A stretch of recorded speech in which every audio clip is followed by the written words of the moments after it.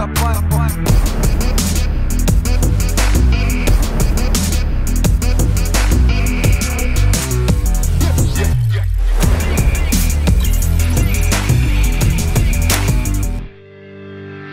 adalah Mazda CX-5 generasi ketiga dan kita lagi lihat ini langsung di Jepang ya. Nah, bedanya apa aja sama yang generasi kedua? Buat detailnya simak di 10 hal yang berkaitan dari Mazda CX-5.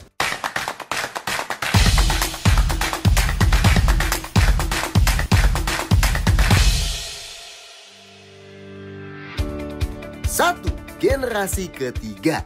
Kayak yang tadi kita bilang, CX-5 ini adalah CX-5 generasi ketiga. Nih kalau kalian lupa, ini yang generasi satunya dan ini yang generasi duanya. Nah, sebenarnya CX-5 yang baru ini udah diperkenalkan secara global di Juli 2025 kemarin. Tapi emang diperkenalkannya di Eropa ya. Dan unitnya hanya dikasih lihat langsung ke media-media Eropa aja. Sedangkan buat public premiernya atau buat masyarakat umum, baru bisa lihat CX-5 baru ini di Japan Mobility Show di akhir Oktober 2025 ini ya. Meski unit yang buat show di Jepang ini pun masih pakai spek Eropa ya. Tuh, setirnya masih kiri ya kan. So, CX-5 baru ini bakal dijual di negara-negara kayak Eropa, Australia, Amerika, dan Jepang dulu di akhir 2025 dan awal 2026. Wah, Indonesia kira-kira bakal mulai dapat kapan ya? 2. Pilihan warna.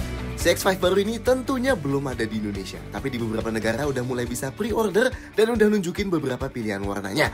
Kayak putih Arctic White, abu-abu kesilveran Aero Grey, abu-abu lebih gelap Polymetal Grey, hitam Jet Black, dan beberapa warna premiumnya kayak putih Premium Rhodium White, abu-abu Premium Machine Grey, dan merah Soul Red Crystal.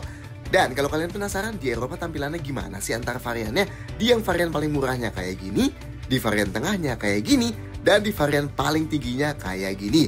Yes, jadi unit yang kalian lihat di video ini adalah varian tertinggi dengan spek Eropa ya. 3. Mesin baru. Mesin CX-5 ini, well, beda negara, beda mesin sih ya dapetnya. Eropa misalnya, pakai mesin e-Sky Active G atau mesin bensin 2500cc yang ditambah teknologi mild hybrid berupa ISG atau Integrated Starter Generator dan baterai lithium ion 24V ya. Nah, mesin yang dipakai CX-5 Eropa ini adalah mesin pengganti 2000cc yang lama. So, dia bukan mesin pengganti 2500cc yang ada di CX-5 Indonesia sekarang ya. Dan perlu diingat, mild hybrid ini nggak kayak strong hybrid. Karena mild hybrid nggak bisa gerakin mobilnya hanya dengan motor listrik dan baterai aja. So, pada dasarnya, setiap kita injek pedal gas, mesin bakarnya bakal selalu nyala. Dan motor ISG-nya hanya berfungsi sebagai assist buat engine-nya aja. Nah, karena pasar Eropa sangat-sangat fokus ke emisi, jadi output mesin e-Sky Active G ini sangat rendah ya, hanya 141 HP aja, tapi torsinya cukup tinggi di 238 Nm. Dan Mazda bilang mesin baru ini lebih fokusin ke delivery torsi yang lebih kuat di putaran awal dan emisi lebih rendah, yang compliant dengan Euro 6e Street Beast. Dan konsumsi BBM-nya juga dibilang lebih irit dibanding 2000cc yang lama. Dan tetap ada silinder deactivation yang bisa matiin 2 silinder pas lagi cruising dengan kecepatan konstan. Nah, tapi ini mesin di Eropa ya. Amerika dan Australia misalnya bakal pakai mesin 2500cc tanpa sistem mild hybrid yang ngasilin tenaga 187 HP dan torsi 252 Nm. Meski emang belum banyak info yang dibeberin soal mesin yang ini ya. Dan nantinya di tahun 2027 Mazda bakal keluarin mesin hybrid baru buat CX-5 ini yang bakal disebut Sky Active Z. Nah, masih jadi misteri nih soal gimana sistem hybrid di Sky Active Z ini. Yang jelas, mesin bakarnya sendiri bakal kombinasiin beberapa kelebihan di mesin bensin canggihnya Mazda Sky Active X dan mesin dieselnya mereka yang bakal compliant sama aturan emisi Euro 7 nantinya. Mesin mana yang bakal dibawa ke Indonesia? Kita tunggu nanti aja ya. Masih belum ada info lebih lanjut soal hal itu. Transmisinya otomatis 6 kecepatan torque converter kayak sebelumnya. Meski Mazda klaim sistem transmisinya dikalibrasi ulang, shift map-nya diperbarui, dan mengupdate kontrol hidrolik torque converternya buat perpindahan gigi yang lebih halus dan lebih cepat. Di Eropa, CX-5 baru ini ditawarkan dengan penggerak roda depan atau penggerak 4 roda all-wheel drive. Tetap ada mode berkendara yang bisa diubah pakai tombol yang disetir sini, atau bisa juga dari head unitnya sini ya. Ada normal, sport, dan khusus yang AWD, ada off-road. 4. Eksterior terlihat mirip. Kita ngobrol langsung sama desainer dan engineer-nya CX-5 baru ini. Dan mereka jelasin kenapa dari beberapa sisi CX-5 Gen 3 ini meskipun full baru, tapi sekilas masih kelihatan kayak CX-5 sebelumnya. Mereka bilang karena ini model yang sangat-sangat penting buat Mazda di dunia, bahkan jadi Mazda paling laku ya sekarang. So, orang harus bisa langsung kenal begitu lihat ini. Oh ya, itu adalah CX-5, gitu katanya. Kita juga dijelasin kalau desain CX-5 Gen 3 ini yang dipakai juga di Mazda 6e itu bakal jadi desain akhir dari fase 2 Kodo Design. Sebelum nantinya masuk ke fase ketiga yang dipakai di model konsep Vision Cross Coupe gini. Oke, dari segi dimensi, CX-5 baru ini cukup melar ya, meski emang gak segitunya juga sih. Panjangnya nambah 115 mm jadi mirip CR-V, tapi semua penambahan itu ada dari penambahan wheelbase-nya ya, yang efeknya bikin ruang kabinnya jadi jauh-jauh lebih lega. Lebarnya pun gitu. So, tambah besarnya masih cukup proporsional ya. Detail desainnya, bagian depannya dibuat jadi lebih tinggi dengan lekukan kap ujungnya yang harusnya jadi lebih kelihatan dari dalam sekarang. Nah, desain grill signature wingnya diperbarui ini. Di sekitar grillnya sekarang kayak dibuat panel hitam gloss yang langsung nyambung sama lampunya.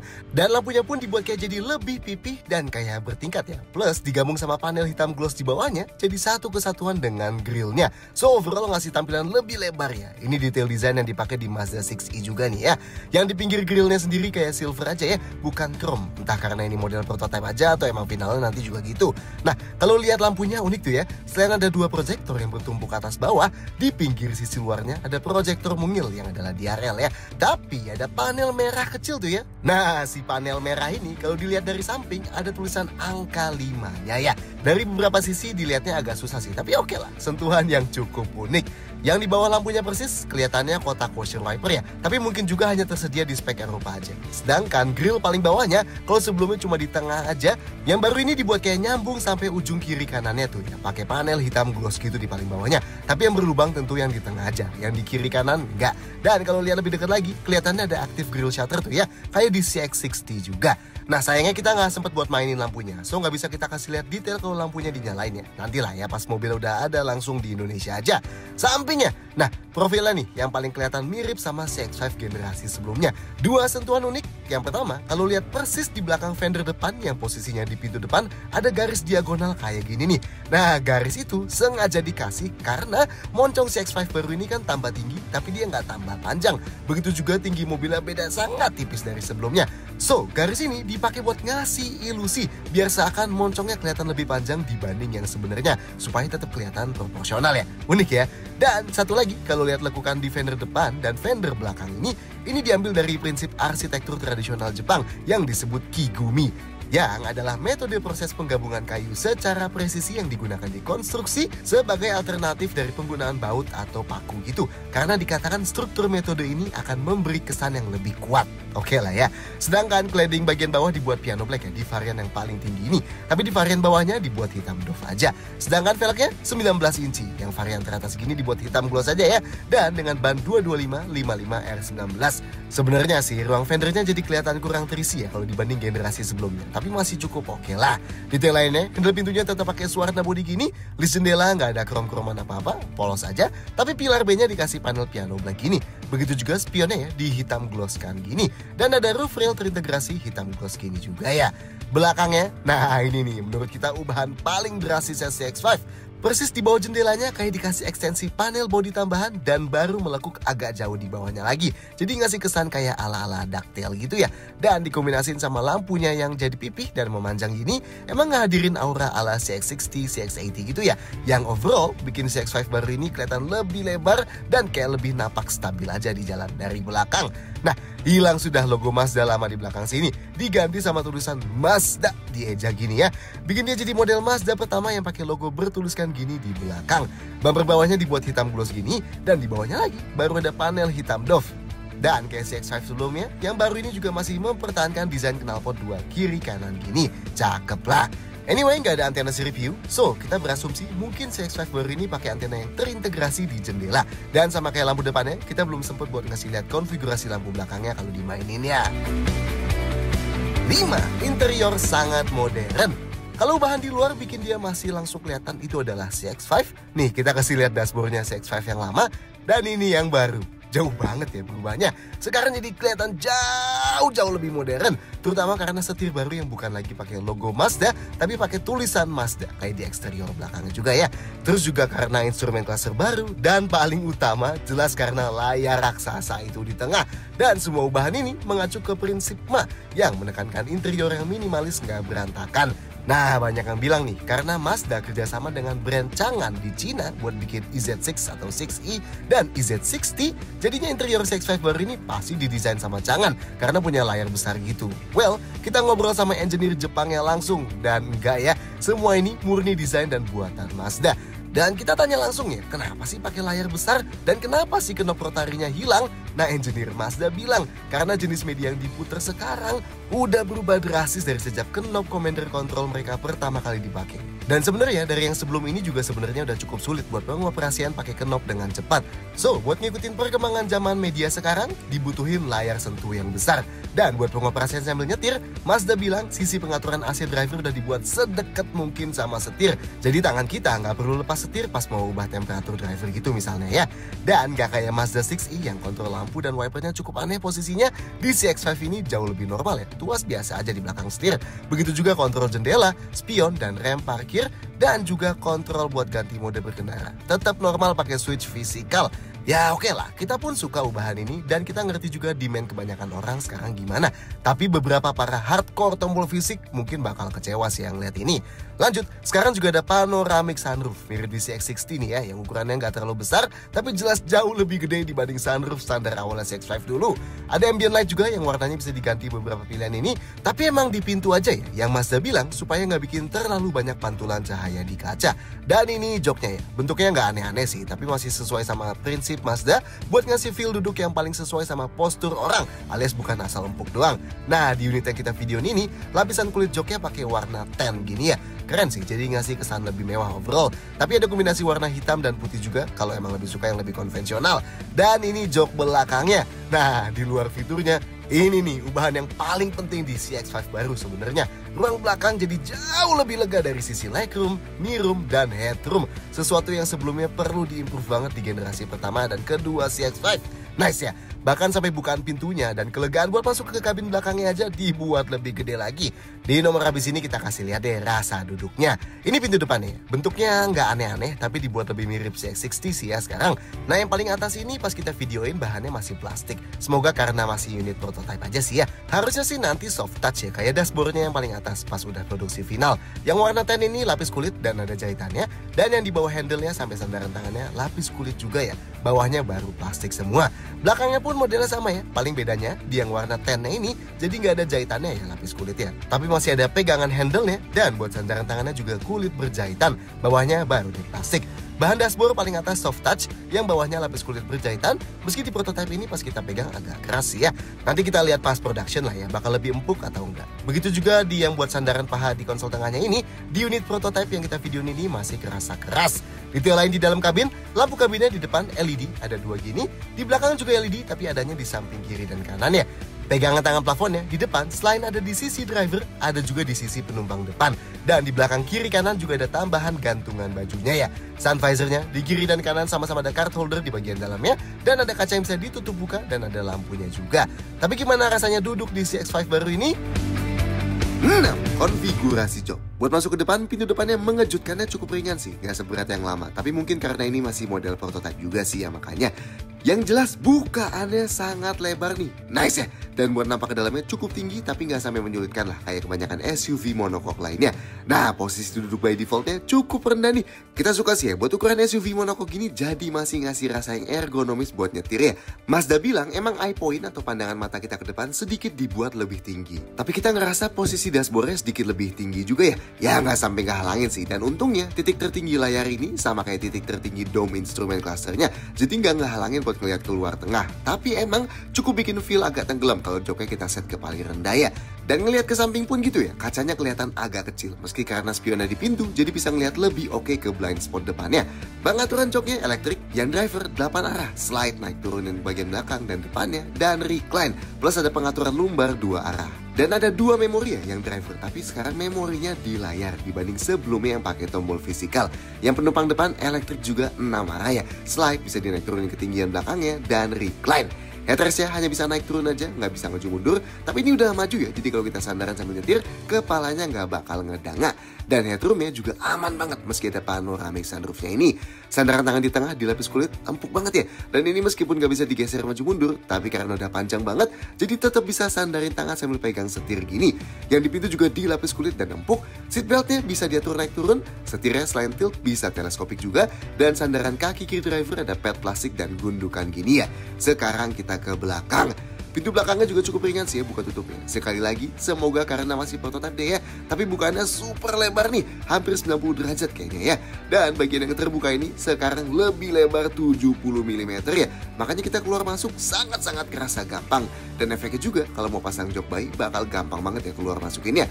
Nice lah. Posisi duduk di belakang sini lebih tinggi dibanding di depan, dan jarak antara dudukan dan lantainya ini proper ya. Makanya paha kita sudutnya nggak naik-naik, jadi bakal nyaman buat jalan jarak jauh. Posisi duduknya nggak bisa digeser maju mundur, tapi ini nih ruang kaki di sini nambah drastis banget, nambah besar 64 mm dibanding sebelumnya, yang artinya bikin si CX-5 ini dari sebelumnya mungkin yang paling sempit di kelasnya, sekarang jadi salah satu yang terluas di kelasnya.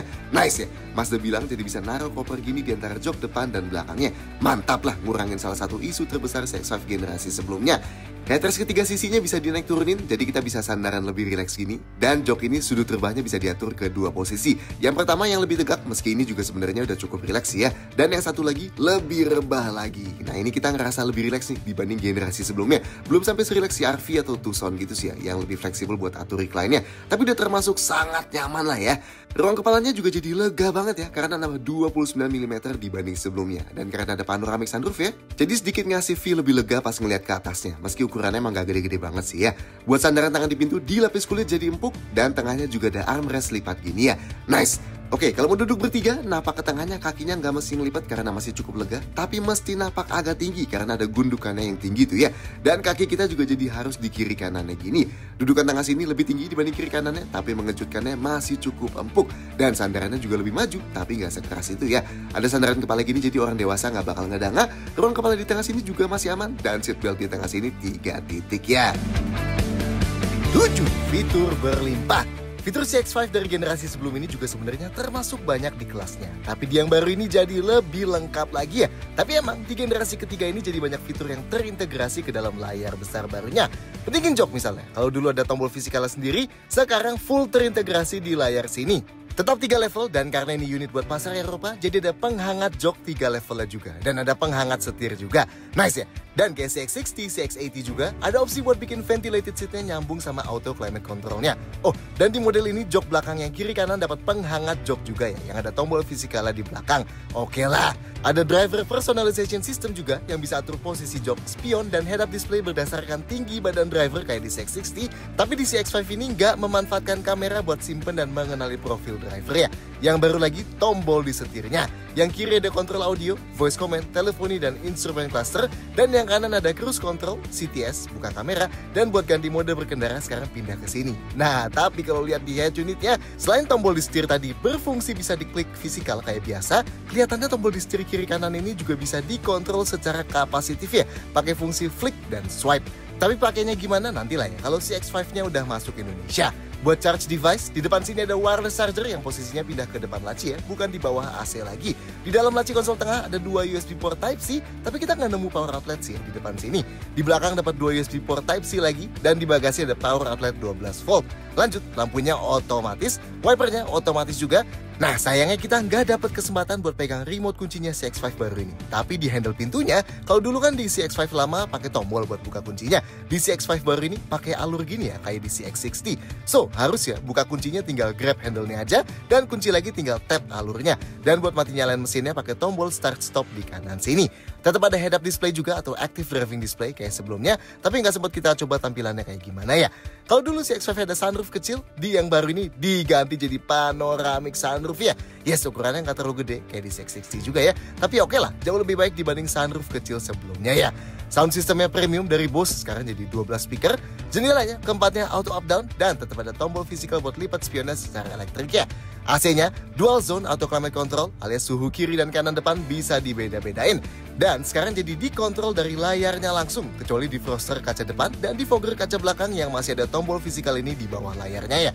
Nah, buat atur temperaturnya sendiri, kita nggak perlu klik dulu angkanya, terus tap buat naik turunin suhunya ya. Bisa langsung aja tap dan langsung slide, tanpa perlu geser tangan ke slidernya. Termasuk level kipasnya juga bisa ya, kita tap dan langsung slide aja. So, sebenarnya masih cukup gampang, meski emang tetap lebih mendistraksi dibanding tombol fisikal AC sebelumnya sih ya. Suhu paling dinginnya 15 derajat Celcius dan paling panasnya 28,5 derajat. Kalau kita klik status yang kecil ini, dia bakal buka menu AC yang sedikit lebih komplit ya. Termasuk buat atur heated and ventilated seat tadi, dan buat atur ventilasi, AC auto gitu-gitulah ya. Dan kalau kita swipe ke kanan dari paling kiri layar, nanti bakal masuk ke layar climate control yang lebih detail gini ya. Termasuk ada settings nih, yang bisa atur defogger otomatis, set ventilated seat otomatis, dan atur mode auto climate controlnya mau secepat apa. Dan di belakang tetap dapat ventilasi AC kayak gini ya. Rem parkir elektriknya tetap ada tombol fisikal kayak sebelumnya, begitu juga auto hold ya, yang bisa nahan rem otomatis pas kita udah berhenti, jadi kaki kita nggak perlu nahan pedal remnya terus-terusan. Nah, list tombol yang di kiri dashboard sini berkurang ya, karena cukup banyak kontrol yang pindah ke layar, kayak misalnya buat mati nyalain iStop gitu, sekarang jadi di head unitnya. Instrumen clusternya sekarang jadi full digital 10,25 inci, dan tampilannya pun beda ya sama yang di CX-60. Cuma ya karena waktu kita singkat, jadi pas kita coba, kita cuma nemu layar ini bisa diganti ke 3 tampilan, yang polos gini, yang layar tengahnya jadi layar ADAS dan kiri kanannya nongol tachometer dan indikator bensin gede gini, dan satu lagi yang tengahnya jadi indikator konsumsi BBM real time dan rata-rata gini. Nanti kita coba utak-atik lebih jauh lah ya kalau udah masuk Indonesia mobilnya. Spion tengahnya auto dimming alias kalau kena silau bakal meredup sendiri, dan terakhir yang paling kontroversial, head unitnya. CX-5 yang varian tinggi bakal dapat head unit raksasa 15,6 inci gini. Sedangkan varian bawahnya bakal dapat 12,9 inci. Yang masih lebih gede juga ya dibanding head unit lamanya dulu. So, di tampilan utama head unit ini ada tampilan ADAS di sebelah kirinya, tampilan status mobil di sebelah kanan yang nunjukin hal kayak lampu lagi nyala atau enggak, ada pintu kebuka atau enggak, gitu-gitulah ya. Ada widget di sebelah kanan yang bisa nunjukin sampai 5 info yang bisa kita custom. Terus kalau kita swipe down dari atas ada notification center, harusnya sih ada quick control juga ya, tapi kita belum nemu. Dan kalau kita swipe ke kanan dari kiri bakal masuk ke layar climate control. Dan di paling bawah ada menu-menu cepet yang bisa kita akses dan ada info AC yang selalu standby di situ ya. So, yang kontroversial adalah kontrol knop rotary kayak di hampir seluruh model Mazda sebelumnya hilang ya. Semua kontrolnya sekarang langsung dilakukan via touchscreen ini. Nah, head unit yang kita videoin ini masih dalam bahasa Jepang dan ini spek Eropa ya. So, banyak yang belum bisa kita explore ya. Tapi dari press release-nya, salah satu hal utama yang ada di head unit ini adalah integrasi Google. Termasuk yang paling canggih, kontrol via asisten AI-nya, Google Gemini. Terus ada juga Google Maps yang langsung terintegrasi di sini. Dan seperti yang kalian lihat, ada YouTube. Yes, siapa sangka, sebuah Mazda bakal dapat aplikasi YouTube bawaan di head unitnya ya kan? Ada Apple CarPlay dan Android Auto Wireless. Dan kita coba buka beberapa menu ya. Ini menu iActive Sense yang bakal nunjukin fitur ADAS apa aja yang aktif dalam full screen. Bisa buka menu Energy Flow juga dari sini, status mobil, dan info dari trip meter mobil. Kalau klik menu Vehicle Control yang di bawah sini, ada layar buat ganti mode berkendara. Jadi selain bisa dari setir tadi, bisa juga dari sini ya. Termasuk buat aktifin fitur kayak Hill Descent Control, matiin iStop, dan Traction Control gitu dari sini. Buat matiin nyalain setiap fitur ADAS-nya juga dari sini nih. Dan ada buat akses memory seat, driver personalization system, dan gitu-gitu ya. Settingsnya, sekali lagi, ini masih dalam bahasa Jepang yang nggak sempat kita ubah-ubah. Tapi rangkumannya, yang submenu pertama ini buat atur head-up display-nya, submenu kedua buat settings AC tadi, submenu ketiga buat atur semua fitur safety-safetyan, submenu keempat buat settings yang berhubungan sama mobil, kayak misalnya settings pintu yang bisa atur aktifin bagasi hands-free, auto lock, auto unlock, dan sejenisnya. Terus ada atur perlampuan, kayak aktifin adaptive LED headlights, follow me home, dan sejenisnya, atur perlampuan interior, atur tombol kapasitif di setirnya, atur lampu sein, wiper otomatis, spion lipat otomatis, pengingat jok belakang, wireless charger, dan lain-lain. Dan kalau lanjut lagi, ada submenu buat atur persuaraan, dan detailnya lagi nantilah ya kalau udah masuk Indonesia, dan kita udah bisa otak-atik versi bahasa Inggrisnya. Tapi gimana menurut kalian? Lebih oke nggak fiturnya CX-5 kayak yang baru gini? Gelap, safety lengkap. Kayak fiturnya, safety-nya CX-5 sebenarnya juga udah termasuk lengkap dari sebelum ini. Tapi di yang baru ini lebih disempurnakan lah ya. Meski nanti yang masuk Indonesia kayak gimana belum tentu sama kayak yang didapat di sini ya.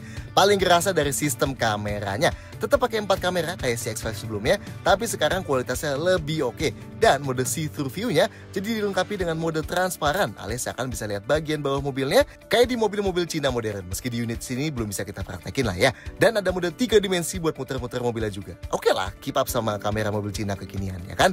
Remnya rem depan cakram ventilasi dan rem belakang cakram. Tapi yang baru sekarang pengeremannya brake by wire ya, alias dikontrol secara elektronik. Karena friction brake-nya sekarang digabung dengan regenerative braking.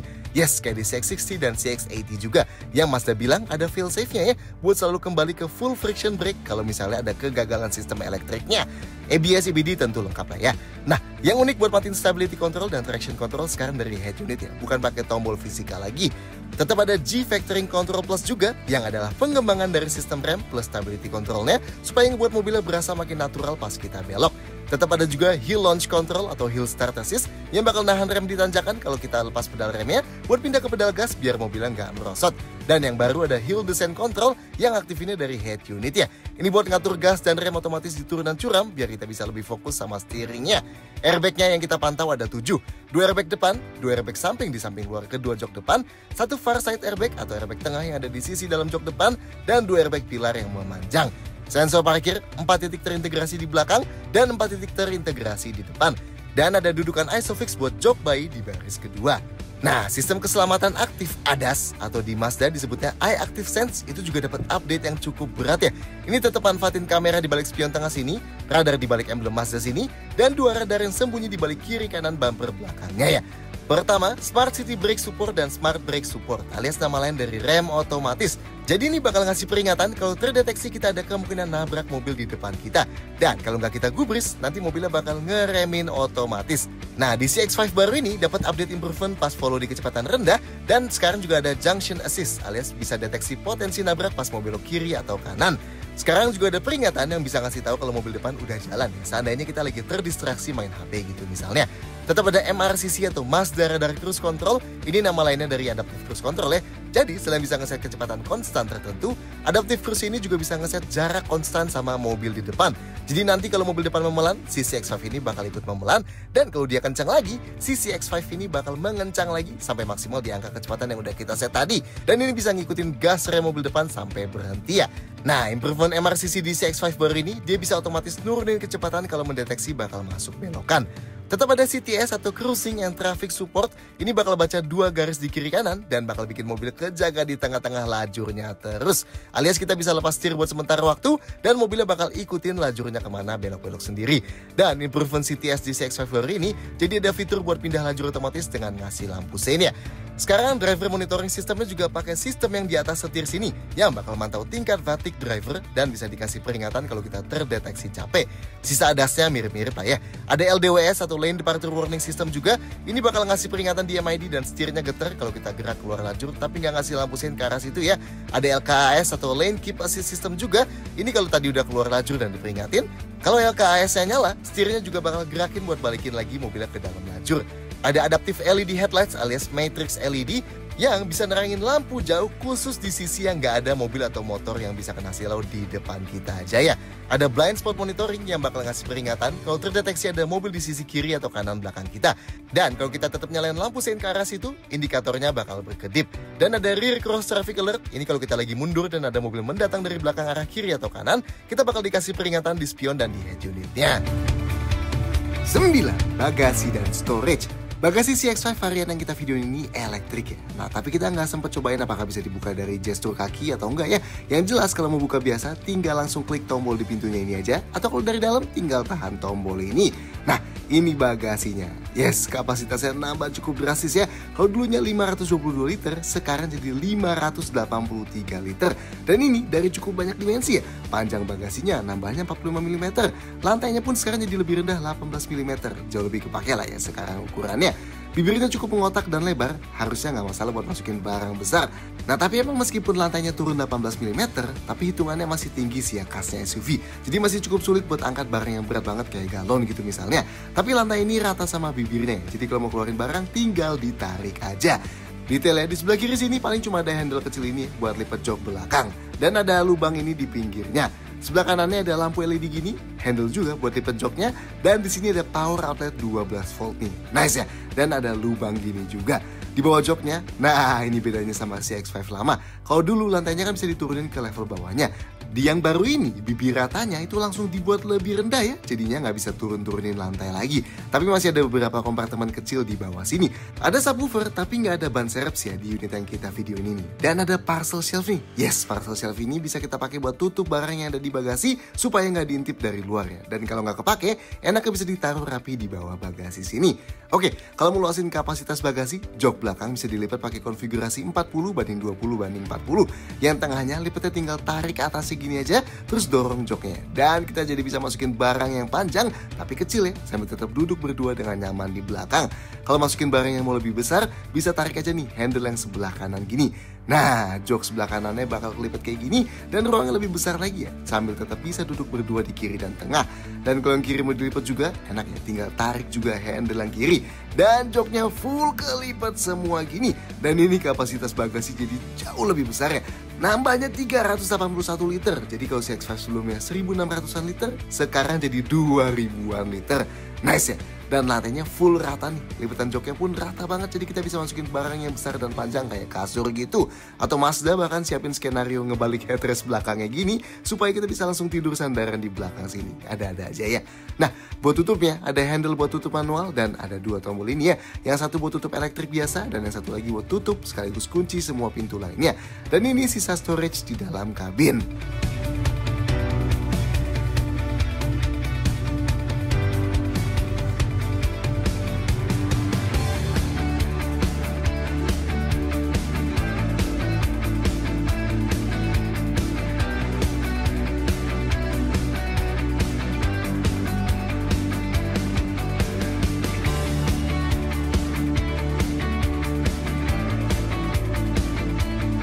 10 detail-detail lain. Selain yang kelihatan, si X5 ini juga punya beberapa ubahan yang nggak kelihatan. Torsional rigiditasnya misalnya naik ya. So, mobilnya bakal lebih rigid dan ninggalin ruang buat bikin suspensinya jadi lebih nyaman. Dan emang suspensinya juga direvisi ya. Pernya dibuat lebih lembut. Ukuran stabilizernya di-adjust ulang. Shock breakernya juga ditune ulang. Damping reboundnya ditingkatkan.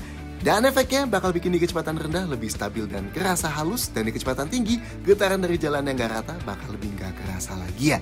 Feel steer juga dibuat lebih refine, respon throttle dipercepat, dan ada pengenalan brake-by-wire system yang memberi koordinasi kontrol rem antara rem biasa dan regen braking dengan lebih baik.